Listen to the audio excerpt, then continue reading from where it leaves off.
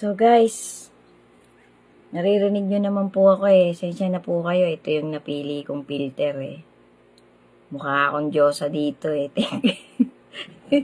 Seryoso na guys, seryoso na. God bless us all po. To God be the glory po ulit. Thank you so much po sa lahat ng magtatapos ng bagong content ko na to. Season 21 na po to guys. Season 21 ng WWTH. To God be the glory po talaga kasi nagpapatuloy-tuloy pa po akong humihinga. Kahit araw-araw po eh. Diyos ko guys, lahat naman po tayo may stress eh. Pero ako po, bear with me po. Dami ko pong stress. Ganun talaga eh. Sabi nga po eh.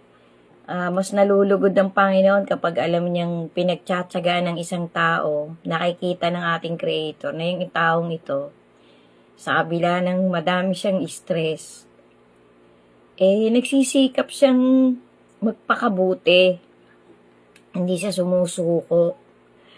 Alam ko po marami pong, sabi nga po kapag marami kang iniisip na minsan hindi mo na kayang lutasin, pero tuloy-tuloy ka pa rin, ngumingiti ka pa rin, isipin mo lagi, mayroon pang taong mas mahirap ang sitwasyon kaysa sa'yo. So guys, sana po pagtyagaan nyo pong tapusin ang content ko na to mula part 1 hanggang final part. Iksihan ko lang po to guys para para madaling matapos. So konting konting real talk lang po tsaka POV. Ang content ko po na to tungkol po dun sa sinabing beatitudes ng ating Panginoong Hesus. Nung unang siglo po na talagang nagpa-bless po siya. Marami pong tinalaban yung na yun guys. Marami po talagang nauntog o parang sinundot ang puso at isipan nung nagsalita ng beatitude sa ating Creator. So, ayan po ay nasa Matthew 5, verse 3 hanggang 10. Paki-double check nyo na lang po. Kasi nadaanan po yan ng mata ko, medyo matagal na pero check ko po ulit. Pero according po talaga dun sa documentaryong nakita ko, yan po talaga yon. Double check nyo na lang po kasi dami ko pong chinecheck Magkakasunod po yung content na ginagawa ko guys. Para po ma-upload ko po ng sunod-sunod. Bali katatapos lang po ng 20. Bali season 21 na po to guys. Thank you po sa inyong lahat na magtatapos ng content ko na to. From part 1 hanggang final part. Bali, ito nga pong content na to, ang context po nito, tungkol po ito sa hell. Konting input po about hell. Kasi totoo po talagang may hell, guys. Yung iba po kasi talaga, hindi po talaga sila naniniwalang may hell. Ang heaven po kasi dun sa karamihang tao na inakay talaga ng wicked, ang heaven po sa kanila yung magandang bahay mo, may mansion ka, marami kang billion-billion na dollars.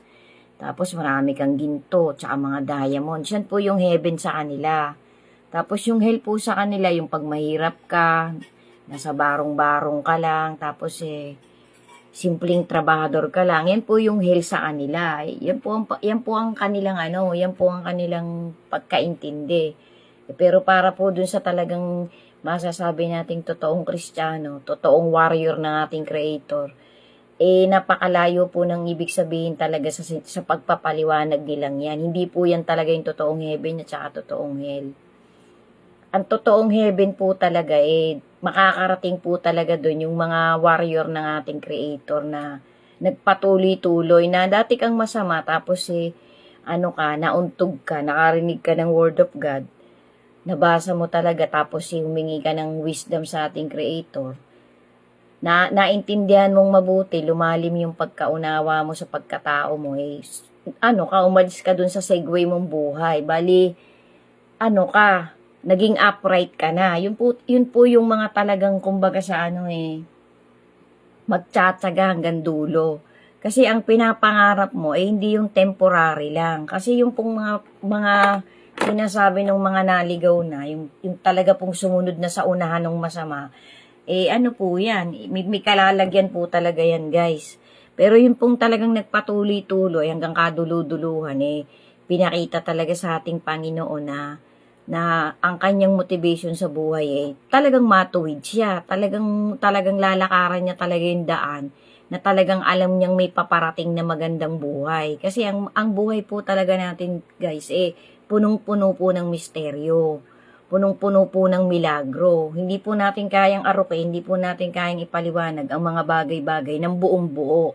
Kasi tayo po, binigyan lang po tayo ng Panginoon ng kanya-kanyang wisdom. Pero hindi po natin maaarok talaga yung talagang climax ng plano ng ating Creator.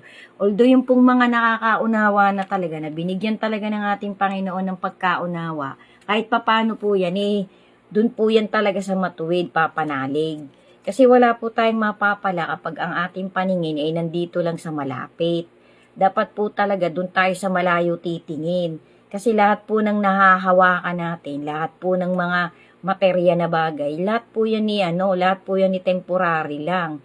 Yung pong hindi natin nadinig, yung pong hindi natin nakita, hindi natin talaga alam, mahiwaga po yun. Yun po ang inihahanda ng ating Creator. Yan po yung nasa love letter din ng ating Creator. Nakalimutan ko na lang po yung verses Basta nasa New Testament na po yan. Nasa pangalawang part po yan ng kanyang love letter. Paki-double check nyo na lang po. Basta sabi nga po ng ating Panginoon, tumingin ka dun sa malayo. Wag laging malapit ang tinatanaw mo. Tapos, pilitin mong tapusin yung takbo mo. Kasi lahat po tayo may karera. May race po tayong lahat, guys. Facts po yan. Sabi nga po nung Apostol Pablo nung kahuli-hulihan, si Paul po, na pinakalas na apostol ng ating Panginoong Hesus.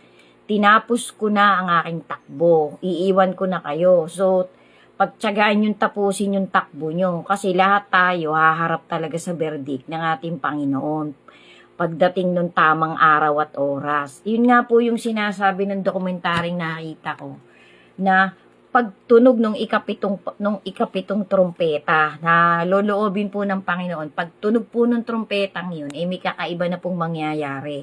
Ang pinakahuli po kasing mangyayari talaga, lilindol ng pagkalakas-lakas na hindi pa po nangyari yung lindol na yon ever since. Kasi nga po, ang salita po kasi ng ating Creator, yayanigin ko ang lupa, pero susunod po niya pong gagawin. Minsan po, ang sinabi po kasi ng Creator natin, bear with me po, ganito po ang pagkakaintindi ko dun sa verse na yon ng Holy Scripture. Hindi ko na po tanda kung nasaan yun Nandyan po yata yan sa Peter o nandun yan sa Mateo. Paki-double check nyo po. Sabi po ng ating Creator, yayanigin ko ulit ang lupa, tapos isasabay ko ang pagyanig pati ang langit. So ibig sabihin po, minsan na niyang niyanig ang lupa, ngayon yayanigin po ulit niya, tapos isasabay niya po ang langit. Kasi nga po ang ating Creator gumagawa ng bagong langit at lupa. Yun po kasi yung inihahanda niya, kasi nagkaroon po ulit siya ng panibagong plano Kasi nga po sira na po tong ginagalawa nating mundo. Nililinis po to ng ating Creator. I'm not so sure lang po kung talagang ito pa rin talaga yung kasi bago Pag sinabi pong bago, wala na yung luma. So talagang magkakaroon po ng bagong langit at bagong lupa. Ang naka-describe pa rin po dun sa Holy Scripture, mawawala ang tubig, mawawala ang dagat. Yan po ay facts, yan po ay totoo. Paulit-ulit ko po yung napapakinggan sa mga dokumentary, sa mga pinapaliwanag ng matuwid na mga ngaral na pinagkakatiwalaan ko po. Sundan nyo pa po guys, kasi po mas maganda pong tayo po, ang motivation po natin, ang trajectory po ng ating tatahakin, yung talagang papunta po dun sa ating Creator, dun po sa mag-ama, kasi nandun po yung totoong salvation Ang salvation po hindi dito sa lupa, yun pong paparating pa lang. Sundan nyo pa po guys, thank you po for watching, bear with me po, sana po umpisahan nyo po mula part 1 hanggang final part. God bless us all po, and to God be the glory po ulit. Ingat po tayo palagi.